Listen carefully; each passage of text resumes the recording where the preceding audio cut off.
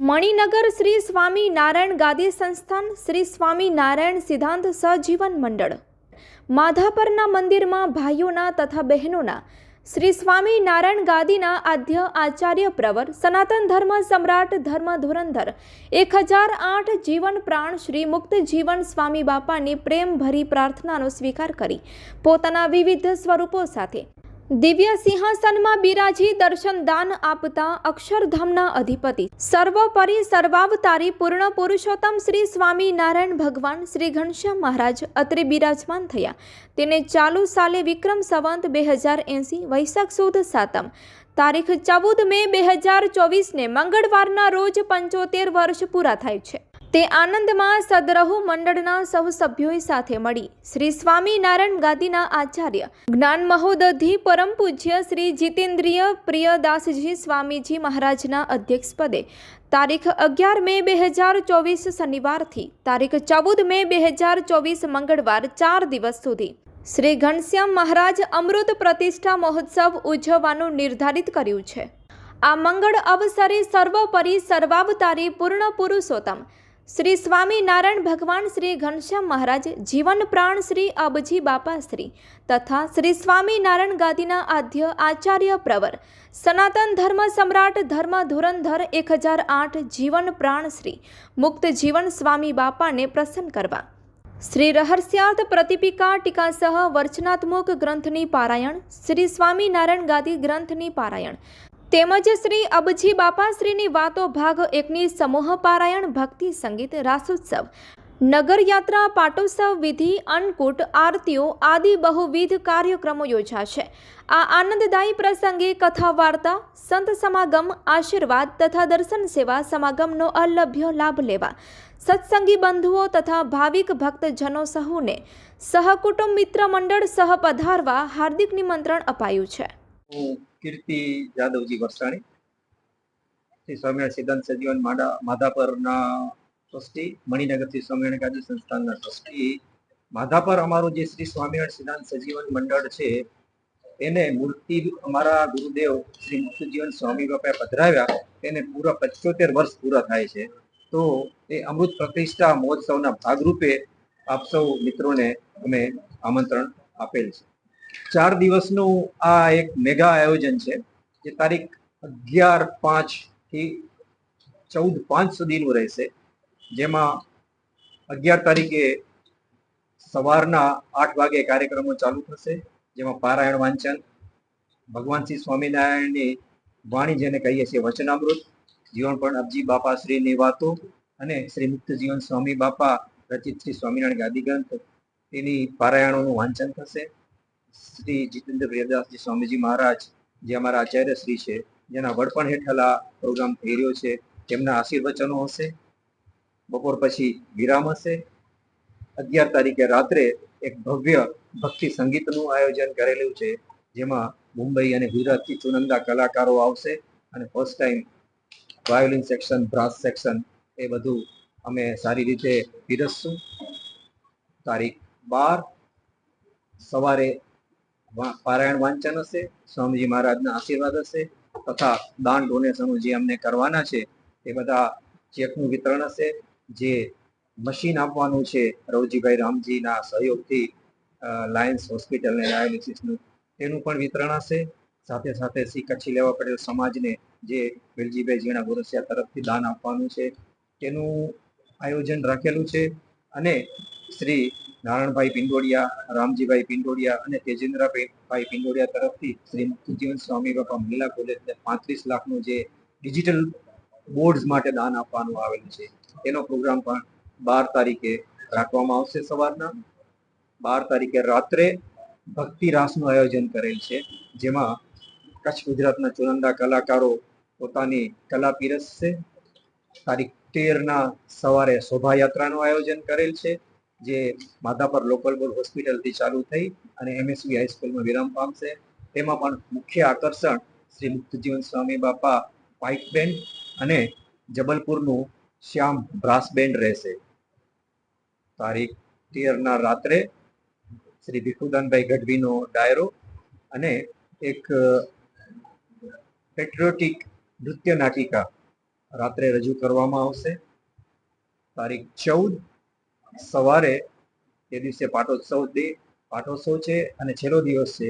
તે દિવસે પહેલા મંદિરમાં ભગવાનનું 1600 પ્રજારે પૂજન કરવામાં આવશે, અન્નકૂટ ધરાવવામાં આવશે, આરતી કરાવવામાં આવશે અને ત્યારબાદ પારાયણની પૂર્ણાહુતિ અને સ્વામીજીના આશીર્વાદ સભા મંડપ MSV હાઈસ્કૂલમાં આપવામાં આવશે અને ત્યારબાદ આ કાર્યક્રમની પૂર્ણાહુતિ થશે. આ એક આછી રૂપરેખા મેં આપશ્રીઓને આપી અને આ કાર્યક્રમ સાર્વજનિક છે.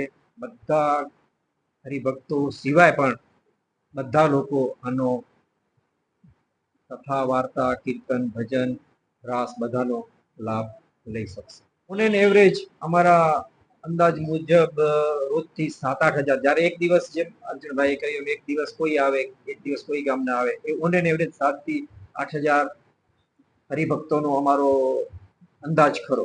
જે વિદેશના હરિભક્તો છે લગભગ 100% નહીં કહીશ તો 100% બધાના ખુદના પોતાના અહીંયા ઘરો હોય જ છે, એટલે ઘરની કોઈ સમસ્યા એમને રહેતી નથી રહેવા કરવાની.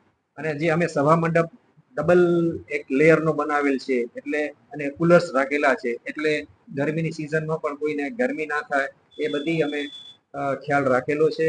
ઉપરાંત એમ્બ્યુલન્સ હશે, ફાયર એક્સટિંગ્વિશર હશે, એ બધી સેફટીના સાધનો જેમ અર્જુનભાઈએ કહ્યું સફાઈ, સેફટી, એ બધું અમે આયોજન કરેલું છે. જે એક પેટ્રિયોટિક નાટક છે એનું થીમ અમારી છે જે આપણે વિરાંગના સર્કલ બન્યું અને એમાં જે બહેનોએ દેશભક્તિનું જે નાટક છે એ અમારી થીમ છે. આઈ થિંક કે એમાં 90 કલાકારોનો કાફલો આખો પરફોર્મ કરવાનો છે તે દિવસે નૃત્ય નાટિકામાં. અને જે મ્યુઝિકનો કાર્યક્રમ છે અને જેમ અમારા સ્વામીજી પુરુષોત્તમદાસજી સ્વામીજી મહારાજ હતા એમને એવું હતું કે નવા કલાકારોને બધાને આપણે કરીએ, એ જ અમે પકડી રાખ્યું છે. એમાં મેચ્યોર્ડ કલાકારો સાથે કચ્છના એવા નાના અમે ગામડામાંથી શોધી આવ્યા છીએ કલાકારો જે એક લોકગીત ગાતા હોય એને પ્લેબેક કેવી રીતે ગાવ, એને આજે ફોક ચાલે જ છે એની સાથે સાથે પ્લેબેકનો પણ એટલો જ જમાનો છે, તો એને કેવી રીતે લઈ અને ક્યાં આગળ પહોંચાડવા એ અમારો મુખ્ય ધ્યેય છે. એટલે એ 3 રાત્રિના કાર્યક્રમો છે એ એટલીસ્ટ એમ કે યંગસ્ટર્સને હાઇલાઇટ કરવા માટેનું કાર્યક્રમ છે. એ જ અમારો મુખ્ય ઉદ્દેશ્ય છે. જેમ તમે કીધું ને કે માધાપર કંઈ ને કંઈ નવું આપે છે, તો માધાપર કાંઈ ને આ બધા ફિલ્ડમાં એજ્યુકેશનથી લઈ, કલા ક્ષેત્રથી લઈ, રમત ગમતથી લઈ, ફાઇનાન્સથી લઈ બધા ક્ષેત્રોમાં આવી રીતે કાંઈ ને કાંઈ નવું આપી રહ્યા. ત્યારે આ શ્રી ઘનશ્યામ મહારાજ અમૃત પ્રતિષ્ઠા મહોત્સવ શ્રી સ્વામિનારાયણ સિદ્ધાંત સજીવન મંડળ માધાપર ઉજવી રહ્યું છે. એનો મુખ્ય ઉદ્દેશ છે અમારા ગુરુદેવ મુક્તજીવન સ્વામી બાપા જે અમને જ્ઞાન આપ્યું છે અને જે આલોકમાં જે કોઈ સંસ્થાને દાન ડોનેશન કરે એનો સદુપયોગ થાય એટલા માટે આ અમૃત પ્રતિષ્ઠા મહોત્સવે અમે આ 4 દિવસનો કાર્યક્રમ રાખેલ છે. જેમાં અમારા ટ્રસ્ટીશ્રીએ વાત કરી કે દાન ડોનેશન એ અમારે કરવાના છે અને અમારા ગુરુ મુક્તજીવન સ્વામી બાપા અમે એના દીકરાઓ છીએ, ચેલાઓ છીએ, તો જેને રાજી થાય એને માટે અમે 4 દિવસનો ઉત્સવ જે ખૂબ ધામધૂમથી કરશું અને ખૂબ હૃદયથી કરશું, જે અમારા મુક્તજીવન સ્વામી બાપા અમારા ઉપર રાજી થાય, આ અમારો મુખ્ય ઉદ્દેશ છે. અને દાન ડોનેશનની વાત તો આપણે બધી દીદીભાઈએ કરી.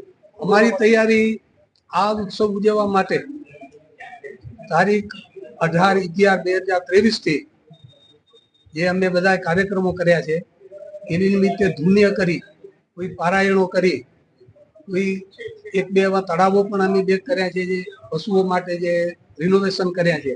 આ તૈયારી બધી અમારી 18/11 થી ચાલુ છે અને 14/11 જે પૂર્ણ થશે એનો અમને ખૂબ આનંદ છે.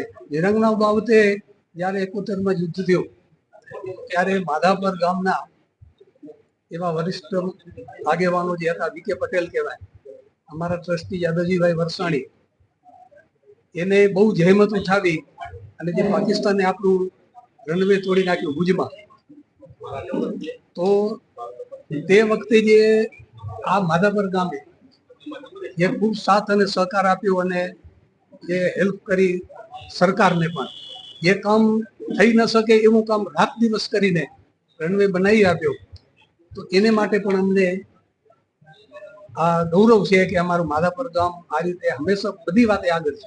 અમારી ખાસ પટેલ ચોવીસની અંદર આવા ધાર્મિક ઉત્સવ ઉજવાતા હોય એની આધ્યાત્મિક સમુદાયને જે જ્ઞાનને જે સંસ્કારોને જે કાર્યક્રમ થતા હોય એ થતા હોય, પણ એના માધ્યમથી આવા પ્રસંગે જે દાતાઓના સહયોગથી શિક્ષણ ક્ષેત્રે હોય, રમતગમત ક્ષેત્રે હોય, આરોગ્ય ક્ષેત્રે, આવા ગામના માધાપરના ખાસ ગમે ત્યારે કાર્યક્રમ થતા હોય ત્યારે એક સંદેશ જતો હોય કે માત્ર ધર્મના પ્રસંગો ઉજવી અને જે દાન દક્ષિણાની અંદર એક એને પૂરતું જ વપરાતું એવું નથી, પણ આજના માધાપરના જે અમારા કાર્યક્રમ તેમાં ખાસ કરીને મણિનગર સંસ્થાના કાર્યક્રમો થતા હોય ત્યારે એમના દાતાઓનું જે યોગદાન જે છે એ ઉદાહરણરૂપ બને, પ્રેરણારૂપ બને આ કાર્યક્રમ.